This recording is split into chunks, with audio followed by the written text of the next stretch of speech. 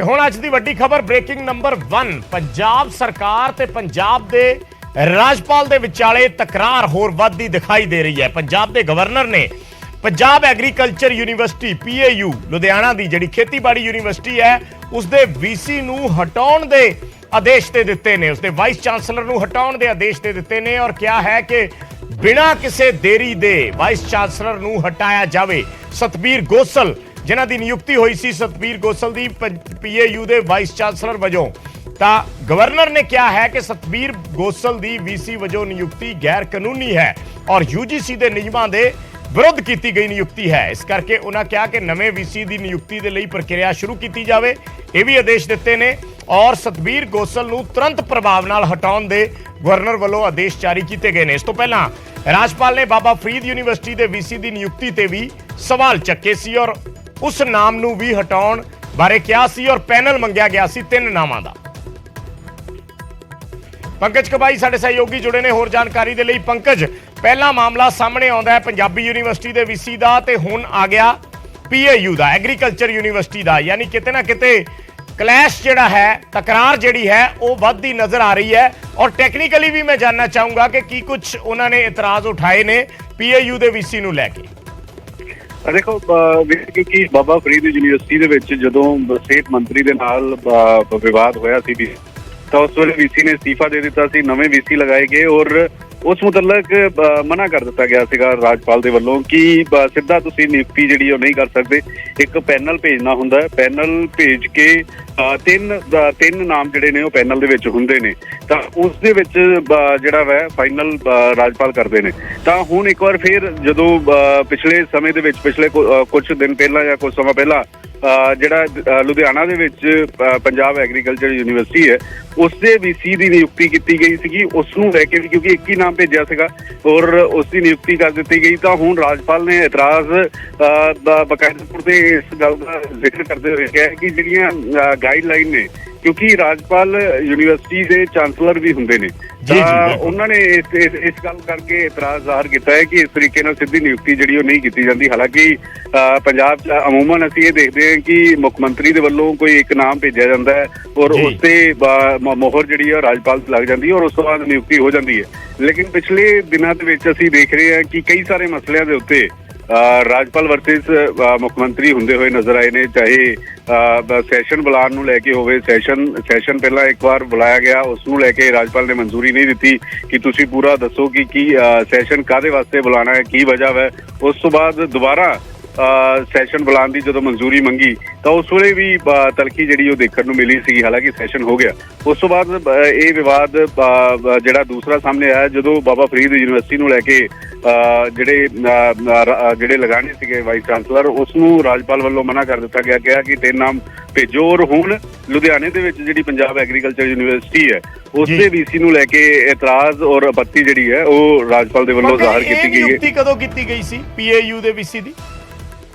ਪਿਛਲੇ 2 ਮਹੀਨੇ ਪਹਿਲਾਂ ਇਹ ਨਿਯੁਕਤੀ ਜਿਹੜੀ ਉਹ ਕੀਤੀ ਗਈ ਸੀਗੀ। ਉਸ ਵੇਲੇ ਜੋ ਕਿਉਂਕਿ ਪੋਸਟ ਖਾਲੀ ਪਈ ਸੀਗੀ ਔਰ ਮੁੱਖ ਮੰਤਰੀ ਨੇ ਜਿਹੜੇ ਨੇ ਉਹ ਲਗਾ ਦਿੱਤੇ ਵਾਈਸ ਚਾਂਸਲਰ। ਲੇਕਿਨ ਹੁਣ ਆਪੱਤੀ ਜਿਹੜੀ ਉਹ ਜ਼ਾਹਰ ਕੀਤੀ ਔਰ ਆਪੱਤੀ ਇਸ ਕਰਕੇ ਵੀ ਜ਼ਾਹਰ ਕੀਤੀ ਕਿ ਜਿਹੜੇ ਰੂਲ ਨੇ ਉਹ ਰੂਲ ਇਹ ਕਹਿੰਦੇ ਨੇ ਕਿ 3 ਨਾਮ ਭੇਜੇ ਜਾਣ, ਇੱਕ ਕਮੇਟੀ ਬਣਾਈ ਜਾਵੇ, ਉਸ ਤੋਂ ਬਾਅਦ ਉਹ ਕਮੇਟੀ ਪੈਨਲ। ਕੀ ਉਸ ਵੇਲੇ ਪੰਕਜ ਗਵਰਨਰ ਨੇ ਅਪਰੂਵਲ ਨਹੀਂ ਦਿੱਤੀ ਸੀ ਉਸ ਨਾਮ ਨੂੰ, ਬਿਨਾਂ ਅਪਰੂਵਲ ਦਿੱਤੇ ਹੀ ਲਗਾਤਾ ਸੀ? ਦੇਖੋ ਇਹ ਹੁਣ ਦੇਖਣਾ ਹੋਏਗਾ ਕਿ ਸਰਕਾਰ ਦਾ ਕੀ ਰਿਐਕਸ਼ਨ ਆਉਂਦਾ। ਕੋਸ਼ਿਸ਼ ਕਰਾਂਗੇ ਥੋੜੀ ਦੇਰ ਬਾਅਦ ਐਗਰੀਕਲਚਰ ਮਿਨਿਸਟਰ ਦੇ ਨਾਲ ਗੱਲਬਾਤ ਕਰਨ ਦੀ ਕਿ ਇਸ ਦੇ ਪਿੱਛੇ ਵਜ੍ਹਾ ਕੀ ਹੈ, ਕਿਉਂਕਿ ਅਗਰ ਹਫ਼ਤਾ 10 ਦਿਨ 15 ਦਿਨ ਪੁਰਾਣਾ ਮਾਮਲਾ ਹੁੰਦਾ ਤਾਂ ਸਥਿਤੀ ਜ਼ਿਆਦਾ ਸਪਸ਼ਟ ਹੋਣੀ ਸੀਗੀ, ਜਿਵੇਂ ਬਾਬਾ ਫਰੀਦ ਯੂਨੀਵਰਸਿਟੀ ਦੇ ਵਿੱਚ ਸੀਗਾ। ਇਹ ਕਿਉਂਕਿ ਸਮਾਂ ਹੋ ਗਿਆ ਤਾਂ ਅੱਜ ਚਿੱਠੀ ਲਿਖਣ ਦੀ ਵਜ੍ਹਾ ਕੀ ਹੈ ਔਰ ਕੀ ਸਰਕਾਰ ਨੇ ਇੱਕ ਨਾਮ ਹੀ ਭੇਜਿਆ ਸੀਗਾ ਜਾਂ ਫਿਰ ਸਰਕਾਰ ਨੇ ਆਪਣੀ ਮਰਜ਼ੀ ਨਾਲ ਨਿਯੁਕਤ ਕਰ ਦਿੱਤਾ। ਇਹ ਕੋਸ਼ਿਸ਼ ਕਰਾਂਗੇ ਐਗਰੀਕਲਚਰ ਮਿਨਿਸਟਰ ਜਾਂ CMO ਵੱਲੋਂ ਕੋਈ ਰਿਐਕਸ਼ਨ ਆਵੇ ਕਿ ਉਹਨਾਂ ਦਾ ਇਸ ਚਿੱਠੀ ਬਾਬਤ ਕੀ ਕੁਝ ਜਵਾਬ ਹੈ ਔਰ ਇੰਤਜ਼ਾਰ ਇਹ ਵੀ ਰਹੇਗਾ ਕਿ ਇਸ ਚਿੱਠੀ ਦਾ ਰਿਪਲਾਈ ਸਰਕਾਰ ਵੱਲੋਂ ਕੀ ਕੁਝ ਕੀਤਾ ਜਾਂਦਾ ਹੈ। ਇਹ ਵੀ ਕਾਫੀ ਅਹਿਮ ਰਹਿਣ ਵਾਲਾ ਹੈ। ਵਿਜੇ ਠੀਕ ਹੈ ਪੰਕਜ, ਧੰਨਵਾਦ ਇਸ ਜਾਣਕਾਰੀ ਦੇ ਲਈ। ਸਾਡੇ ਨਾਲ ਸੁਭਾਸ਼ ਸ਼ਰਮਾ ਜੁੜੇ ਨੇ, ਜਨਰਲ ਸਕੱਤਰ ਨੇ ਪੰਜਾਬ ਭਾਜਪਾ ਦੇ। ਸੁਭਾਸ਼ ਜੀ, ਕਿਸ ਤਰੀਕੇ ਨਾਲ ਦੇਖਦੇ ਹੋ, ਕਿਉਂਕਿ ਇੱਕ ਤਰੀਕੇ ਨਾਲ ਇਹ ਸਿਚੁਏਸ਼ਨ ਜਿਹੜੀ ਹੈ, ਸਥਿਤੀ ਇਹ ਗਵਰਨਰ ਵਰਸਸ ਗਵਰਨਮੈਂਟ ਬਣਦੀ ਜਾ ਰਹੀ ਹੈ। ਪਹਿਲਾਂ ਪੰਜਾਬੀ ਯੂਨੀਵਰਸਿਟੀ ਦੇ VC ਨੂੰ ਲੈ ਕੇ ਇਸੇ ਤਰੀਕੇ ਨਾਲ ਤਕਰਾਰਬਾਜ਼ੀ ਸਾਹਮਣੇ ਆਈ ਔਰ 3 ਨਾਵਾਂ ਦਾ ਪੈਨਲ ਮੰਗਿਆ ਗਿਆ ਔਰ ਹੁਣ PAU ਦੇ ਵੀਸੀ ਨੂੰ ਵੀ ਉਹਨਾਂ ਨੇ ਹਟਾਉਣ ਦੇ ਤੁਰੰਤ ਪ੍ਰਭਾਵ ਨਾਲ ਹਟਾਉਣ ਦੇ ਨਿਰਦੇਸ਼ ਦੇ ਦਿੱਤੇ ਨੇ? ਨਹੀਂ, ਮੈਂ ਇਹਨੂੰ ਇਸ ਤਰ੍ਹਾਂ ਨਹੀਂ ਦੇਖਦਾ ਕਿ ਸਰਕਾਰ ਬਨਾਮ ਗਵਰਨਰ ਹੈ। ਮੈਂ ਇਹਨੂੰ ਇਸ ਤਰ੍ਹਾਂ ਨਾਲ ਦੇਖਦਾ ਹਾਂ ਕਿ ਇਹ ਨਿਯਮ ਕਾਨੂੰਨਾਂ ਦਾ ਪਾਲਨ ਕਰਾਉਣ ਦੀ ਗੱਲ ਹੈ।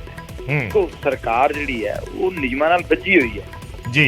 अगर पुरानी परंपरा भी और एक्ट भी कहता है कि जो तुसीं कोई नवा वाइस चांसलर लगाना है 3 नावां दा पैनल जाएगा। एक्ट च लिखा है कि 3 नावां दा पैनल आएगा गवर्नर को। और कोई भी सरकार जिहड़ी पुरानी रही किसी भी पार्टी दी रही होई उन्होंने हमेशा उन्हां एक्ट दे अंदर जो लिखा है और परंपरावां दा पालन कीता है। पहली ऐसी सरकार है जिहड़ी ना तां एक्ट पढ़दी है ना पुरानियां किसी परंपरावां नूं मनदी है। ये तो लगता है भी जिवें केजरीवाल साहब जो कह दिंदे आ चड्डा जो कहता उदां ही सरकार चल जांदी ते इदां ही यूनिवर्सिटियां भी चल जाणगीਆਂ। इदां नहीं चलदियां। कोई नियम कानून नां दी भी चीज़ हुंदी है। सरकार ने तैयार कीता होया कि कोई नियम कानून मनना ही नहीं है। इस करके बार बार इन्हां दा हाल हो रहा है। और कल्ले गवर्नर साहब कह रहे हैं ऐसा नहीं है। हाई कोर्ट की कह रहा देखो ना हुण इन्हां ने आटे वाली स्कीम वापस लई कि नहीं लई आपे झक मार के।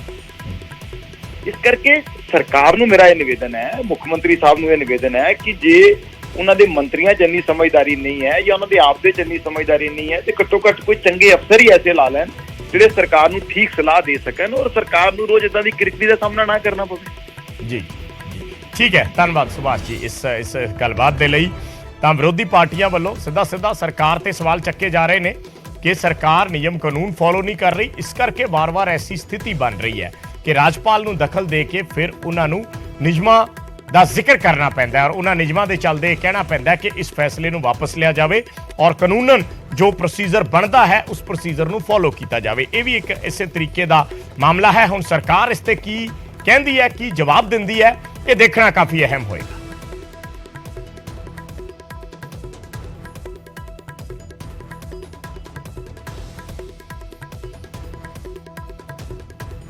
ਸੋ ਵਾਈਸ ਚਾਂਸਲਰ ਨੂੰ ਹਟਾਏ ਜਾਣ ਦੇ ਹੁਕਮ ਦਿੱਤੇ ਗਏ ਨੇ ਪੰਜਾਬ ਦੇ ਰਾਜਪਾਲ ਵੱਲੋਂ। ਪੰਜਾਬ ਦੇ ਗਵਰਨਰ ਵੱਲੋਂ ਪੰਜਾਬ ਐਗਰੀਕਲਚਰ ਯੂਨੀਵਰਸਿਟੀ ਦੇ ਵਾਈਸ ਚਾਂਸਲਰ ਜਿਨ੍ਹਾਂ ਦੀ ਪਿਛਲੇ ਸਮੇਂ ਦੇ ਵਿੱਚ ਨਿਯੁਕਤੀ ਹੋਈ ਸੀ ਉਹਨਾਂ ਨੂੰ ਤੁਰੰਤ ਪ੍ਰਭਾਵ ਨਾਲ ਹਟਾਉਣ ਦੇ ਆਦੇਸ਼ ਜਾਰੀ ਕਰ ਦਿੱਤੇ ਗਏ ਨੇ।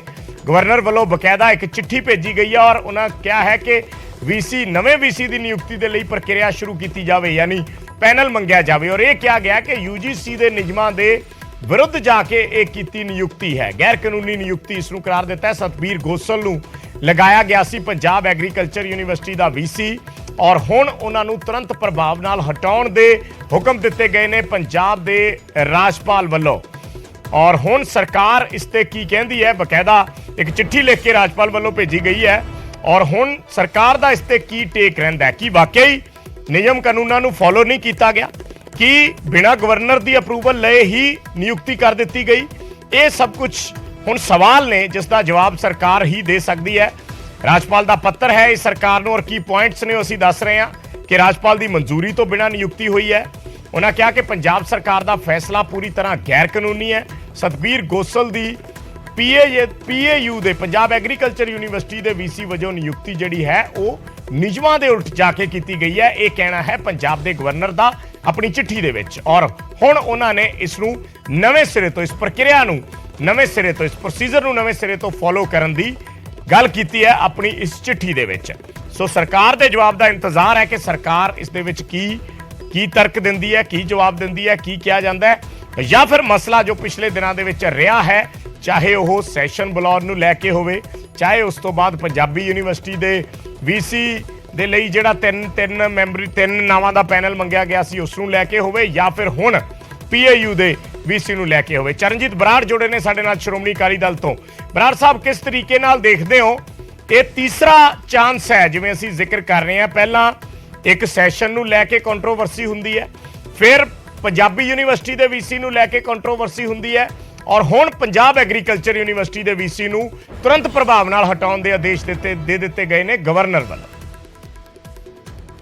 ਗਵਰਨਰ ਸਾਹਿਬ ਬੜੇ ਸਤਿਕਾਰਯੋਗ ਨੇ, ਇਹਨਾਂ ਦੀਆਂ ਬੜੀਆਂ ਡਿਫਾਈਨ ਨੇ ਪਾਵਰਸ ਦੇ ਵਿੱਚ ਜਿਹੜੀਆਂ ਵੀ ਹੈਗੀਆਂ ਨੇ। ਪਰ ਮੇਰਾ ਖਿਆਲ ਹੈ ਕਿ ਜੋ ਪੰਜਾਬ ਦੇ ਮੁੱਦੇ ਜੁੜੇ ਹੋਏ ਹੈ, ਪੰਜਾਬ ਦੇ ਇੱਕ ਗੌਰਵਮਈ ਕਹਿ ਲਈਏ ਕਿ ਜਿਹੜੀਆਂ ਇਹ ਜਿਹੀਆਂ ਸੰਸਥਾਵਾਂ ਨੇ ਉਹਨਾਂ ਦੇ ਬੋਰਡ ਆਫ ਡਾਇਰੈਕਟਰਸ ਨੇ, ਉਹਨਾਂ ਦੀਆਂ ਪਾਵਰਸ ਨੇ, ਜਾਂ ਦੂਸਰਾ ਇਹਦੇ ਵਿੱਚ ਜੋ ਕਹਿ ਲਈਏ ਕਿ ਇੱਕ ਜੋ ਸਾਡੇ ਸਟੇਟਾਂ ਨੂੰ ਵੱਧ ਅਧਿਕਾਰਾਂ ਦੀ ਗੱਲ ਹੈ, ਸਾਰੀਆਂ ਗੱਲਾਂ ਉਹਦੇ ਵਿੱਚ ਕਵਰ ਹੁੰਦੀਆਂ। ਗਵਰਨਰ ਸਾਹਿਬ ਨੂੰ ਥੋੜ੍ਹੀ ਖੁੱਲ੍ਹਦਿਲੀ ਰੱਖਣੀ ਚਾਹੀਦੀ ਹੈ ਮੇਰਾ ਖਿਆਲ ਹੈ। ਕਿ ਭਾਵੇਂ ਮੌਜੂਦਾ ਸਰਕਾਰ ਜਿਹੜੀ ਹੈ ਅਣਜਾਣ ਤਰੀਕੇ ਨਾਲ ਚੱਲ ਰਹੀ ਹੈ, ਇਹਦੇ 'ਚ ਕੋਈ ਦੋ ਰਾਏ ਨਹੀਂ। ਕਈ ਥਾਂ ਤੇ ਦੇਖਣ ਦੇ ਵਿੱਚ ਆਇਆ ਜਿੱਥੇ ਸਰਕਾਰ ਵੱਲੋਂ ਉਣਤਾਈਆਂ ਸਾਹਮਣੇ ਆਉਂਦੀਆਂ, ਪਰ ਅਸੀਂ ਤਾਂ ਇਹੀ ਸ਼੍ਰੋਮਣੀ ਅਕਾਲੀ ਦਲ ਵੱਲੋਂ ਇੱਕ ਬੇਨਤੀ ਕਰਾਂਗੇ ਗਵਰਨਰ ਸਾਹਿਬ ਨੂੰ ਕਿ ਪੰਜਾਬ ਦੇ ਮੁੱਦੇ ਤੇ ਥੋੜੀ ਖੁੱਲ੍ਹਦਿਲੀ ਰੱਖਣੀ ਚਾਹੀਦੀ ਹੈ, ਤਾਂ ਕਿ ਇੱਕ ਕਸ਼ੀਦਗੀ ਵਾਲਾ ਮਾਹੌਲ ਕਿਤੇ ਵੀ ਜਿਹੜਾ ਉਹ ਨਹੀਂ ਬਣਨਾ ਚਾਹੀਦਾ।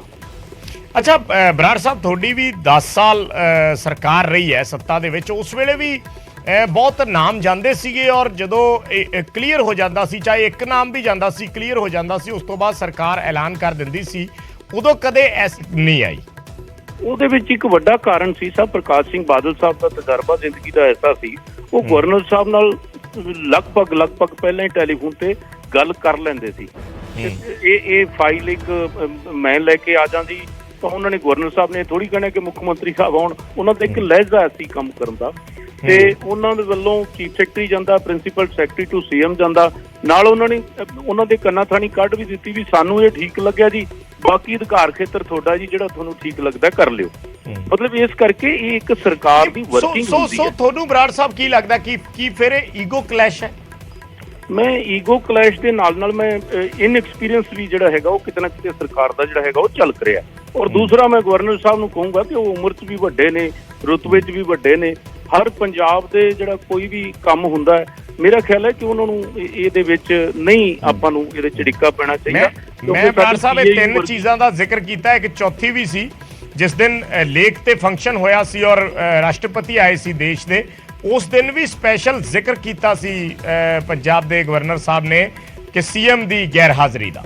ਮੈਂ ਉਹੀ ਕਹਾਂ ਵੀ ਇਹ ਇਨਐਕਸਪੀਰੀਅੰਸ ਵਾਲੀਆਂ ਗੱਲਾਂ ਨੇ ਜੀ। ਨਾ ਮੁੱਖ ਮੰਤਰੀ ਸਾਹਿਬ ਨੂੰ ਕੋਈ ਮਾਨ ਮਰਜ਼ਾਦਾ ਜਿਹੜੀ ਰਾਜਪਾਲ ਸਾਹਿਬ ਦੀ ਹੈ ਉਹ ਭੰਗ ਕਰਨੀ ਚਾਹੀਦੀ ਹੈ ਜੀ, ਤੇ ਨਾ ਹੀ ਰਾਜਪਾਲ ਸਾਹਿਬ ਨੂੰ ਕੋਈ ਇਹ ਲੱਗਣਾ ਚਾਹੀਦਾ ਕਿ ਮੇਰੇ ਪੁੱਛੇ ਬਿਨਾ ਜਾਂ ਸਾਡੇ ਧਿਆਨ 'ਚ ਲਿਆਂਦੇ ਬਿਨਾ ਜਾਂ ਸਾਡੇ ਦਸਤਖਤ ਲਏ ਬਿਨਾ ਕੋਈ ਕੰਮ ਹੋਣਾ ਨਹੀਂ ਚਾਹੀਦਾ। ਮਤਲਬ ਇਹ ਪ੍ਰਭਾਵ ਕਿਸੇ ਵੱਲੋਂ ਨਹੀਂ ਜਾਣਾ ਚਾਹੀਦਾ।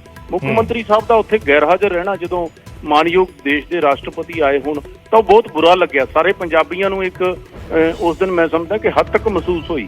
ਤੇ ਇਸੇ ਤਰ੍ਹਾਂ ਜੇ ਗਵਰਨਰ ਸਾਹਿਬ ਕੋਈ ਗੱਲ ਪੰਜਾਬ ਦੇ ਹਿੱਤ ਦੀ ਗੱਲ ਹੋਈ ਹੈ ਜਾਂ ਕੋਈ ਇਸ ਤਰ੍ਹਾਂ ਦੀ ਹੈਗੀ ਹੈ, ਜੇ ਉਹਦੇ ਤੇ ਕੋਈ ਟੀਕਾ ਟਿੱਪਣੀ ਹੁੰਦੀ ਹੈ ਫਿਰ ਵੀ ਪੰਜਾਬੀਆਂ ਦਾ ਹੀ ਦਿਲ ਦੁਖਦਾ। ਇਸ ਕਰਕੇ ਇਹ ਦੋਨੇ ਜਿਹੜੀਆਂ ਬਹੁਤ ਵੱਡੀਆਂ ਸ਼ਖਸੀਅਤਾਂ ਨੇ, ਭਾਵੇਂ ਮੁੱਖ ਮੰਤਰੀ ਸਾਹਿਬ ਹੋਣ ਤੇ ਭਾਵੇਂ ਰਾਜਪਾਲ ਸਾਹਿਬ ਹੋਣ, ਇਹਨਾਂ ਨੂੰ ਚਾਹੀਦਾ ਇਹ ਹੈ ਕਿ ਕੋਈ ਇਹੋ ਜਿਹੇ ਲੈਵਲ ਦੇ ਬੰਦੇ ਈਗੋ 'ਚ ਨਹੀਂ ਫਸਦੇ ਹੁੰਦੇ। ਇਹ ਸੂਬੇ ਨੂੰ ਅੱਗੇ ਵਧਾਉਣ ਲਈ ਸਿਰ ਜੋੜਨ ਬਿਹਤਰ ਰਹੇਗਾ। ਠੀਕ ਹੈ, ਧੰਨਵਾਦ ਬਰਾੜ ਸਾਹਿਬ ਸਾਡੇ ਨਾਲ ਜੁੜਨ ਲਈ, ਆਪਣੀ ਗੱਲ ਰੱਖਣ ਲਈ।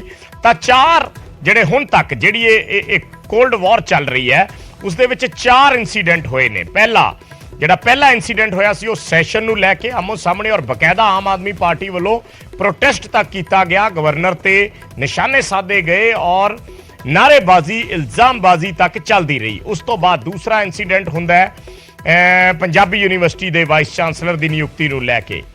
ਫਿਰ ਉਸ ਤੋਂ ਬਾਅਦ ਇਨਸੀਡੈਂਟ ਹੁੰਦਾ ਹੈ ਜਦੋਂ ਦੇਸ਼ ਦੇ ਰਾਸ਼ਟਰਪਤੀ ਚੰਡੀਗੜ੍ਹ ਆਉਂਦੇ ਨੇ ਇੱਕ ਸਮਾਗਮ ਦੇ ਵਿੱਚ, ਔਰ ਉਸ ਦਿਨ ਮੁੱਖ ਮੰਤਰੀ ਗੁਜਰਾਤ ਚੋਣ ਪ੍ਰਚਾਰ ਲਈ ਜਾਂਦੇ ਨੇ ਤਾਂ ਉੱਥੇ ਸਪੀਚ ਦੌਰਾਨ ਗਵਰਨਰ ਜ਼ਿਕਰ ਕਰ ਦਿੰਦੇ ਨੇ ਪੰਜਾਬ ਦੇ ਮੁੱਖ ਮੰਤਰੀ ਦੀ ਗੈਰ ਹਾਜ਼ਰੀ ਦਾ। ਔਰ ਚੌਥਾ ਅੱਜ ਜਿਹੜਾ ਹੈ ਉਹ ਜਿਹੜਾ ਮੁੱਦਾ ਸਾਹਮਣੇ ਆਇਆ ਉਹ PAU ਦੇ ਵਾਈਸ ਚਾਂਸਲਰ ਦੀ ਨਿਯੁਕਤੀ ਨੂੰ ਲੈ ਕੇ ਹੈ, ਜਿਸ ਨੂੰ ਤੁਰੰਤ ਪ੍ਰਭਾਵ ਨਾਲ ਹਟਾਉਣ ਦੇ ਆਦੇਸ਼ ਪੰਜਾਬ ਦੇ ਗਵਰਨਰ ਵੱਲੋਂ ਦੇ ਦਿੱਤੇ ਗਏ ਨੇ। ਇੱਕ ਛੋਟੇ ਜਿਹੇ ਕਮਰਸ਼ੀਅਲ ਬ੍ਰੇਕ ਦਾ ਵੇਲਾ ਹੈ, ਜਲਦ ਵਾਪਸ ਆਉਣੇ।